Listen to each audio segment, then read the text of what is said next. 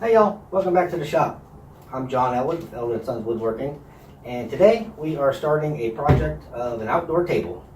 This was a commission that is actually from a friend of mine, and the plans that we're going to be using are the Not So Rustic outdoor table. They're free plans downloadable courtesy of the Wood Whisperer. I'm not going to butcher his last name on camera and embarrass myself. They are his plans. I've made some changes to the joinery based on equipment that I have and what I think is going to work best for my shop. But I am excited. We've got the lumber and ready to get started. But first, a word from our sponsors. What's that? Really? No sponsors at all? Wow. Okay. Who's paying for the car service? The car service? Oh, I'm paying for that. Okay, good to know. Good to know. And my parents' fee, I guess, is what? Oh, okay. All right, then. Let's get to it, shall we? So here I just have the basic rough stock. Kind of measuring everything out, trying to strategize my cuts the best I can. Trying to figure out where each piece is going to come from and picking the best I can based on the few knots that I have, and there's a little bit of checking on one end piece. Basically just trying to kind of figure everything out and figure out where each piece is going to come from.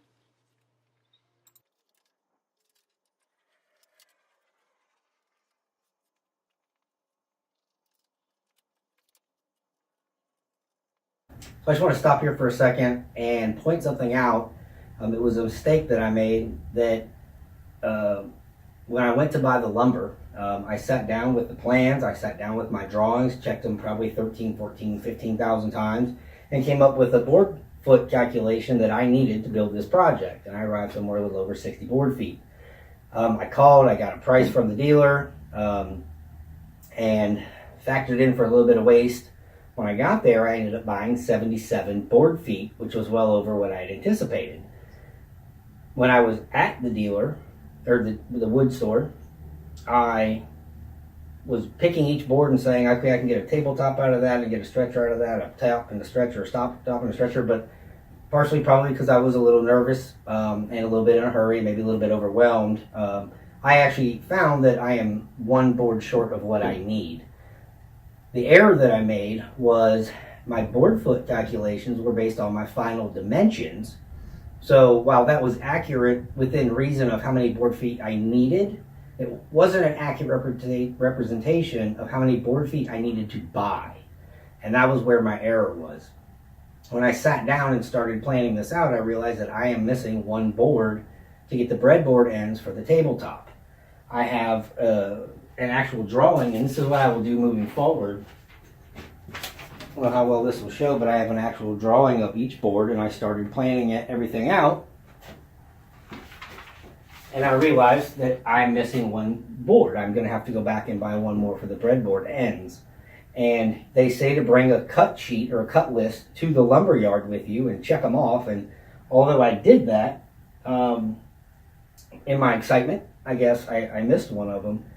I thought it was important to point that out because there may be somebody out there that has not yet ventured into that area of a woodworking career, or has ventured and had problems and hadn't quite figured out what they were.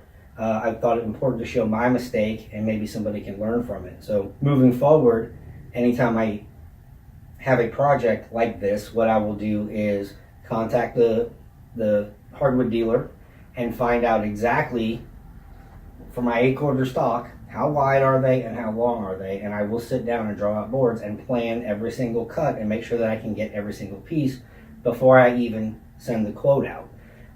Thankfully, this isn't going to be an issue. I'll pop down to the store one day next week. The breadboard ends and the tabletop are the last part of the project, so I've got plenty of time. I can go pick it up next week and let it set. And thankfully, this is some pretty dry wood. I got real lucky with it. This is 8-quarter cypress, and I think it's going to make for a beautiful, beautiful table.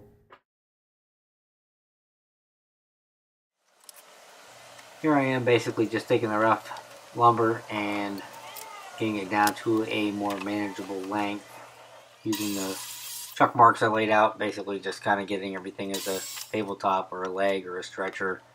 Using the chop saw to cut it, about the best option that I had. It was probably the safest thing I have for my shop.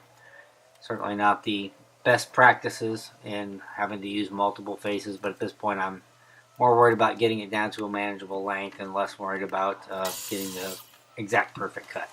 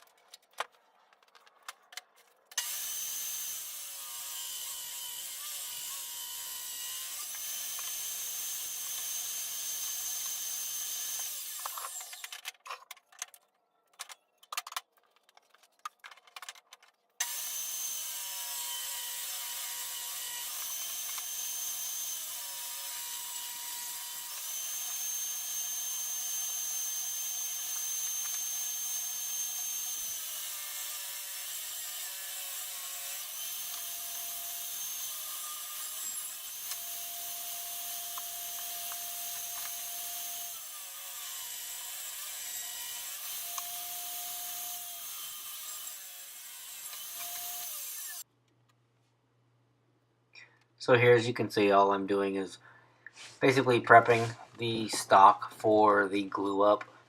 Just trying to get as best I can 2 nice flat edges to glue together.